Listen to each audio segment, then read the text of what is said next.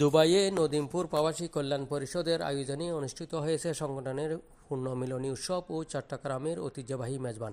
গত রোববার 23 ফেব্রুয়ারি সংযুক্ত আরব আমিরাতের বাণিজ্যিক রাজধানী দুবাইয়ে দিনব্যাপী নদিমপুর প্রবাসী কল্যাণ পরিষদের আয়োজনে অনুষ্ঠিত হয়েছে সংগঠনের পুণ্যমিলনী উৎসব ও চট্টগ্রামের ঐতিহ্যবাহী মেজবান।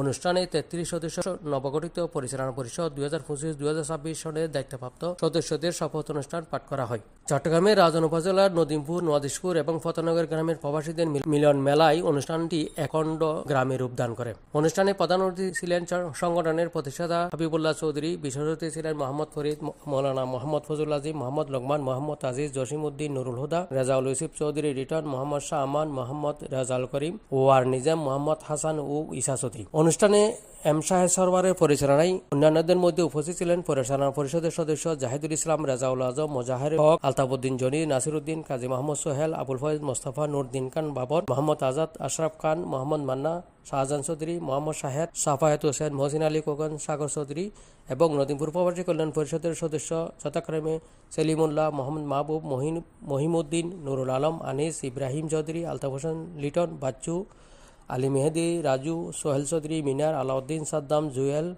আহমান, সাকলাইন, রবিল হোসেন, মঈনুদ্দিন, আব্দুল কাদের, মোহাম্মদ তামিম আল মারুফ, হিসাম আল মারুফ।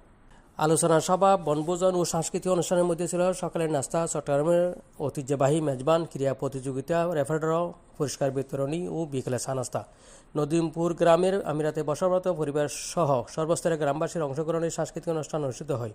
অনুষ্ঠানে বিভিন্ন ইভেন্টের মধ্যে ছিল মেয়েদের বালিশ খেলা, ছোট ও বড়দের দৌড় প্রতিযোগিতা, ছোট ও বড়দের ফুটবল গোল শট, মহিলাদের বল নিক্ষেপ, বড়দের বল নিক্ষেপ সহ ইত্যাদি। অনুষ্ঠানে প্রধান অতিথি ও বিশেষ অতিথিবৃন্দ ক্রীড়া প্রতিযোগিতায় বিজয়ী ও রেফার ড্র বিজয়ীদের মাঝে আকর্ষণীয় পুরস্কার বিতরণ শেষে অনুষ্ঠানের সমাপ্তি ঘোষণা করা হয়।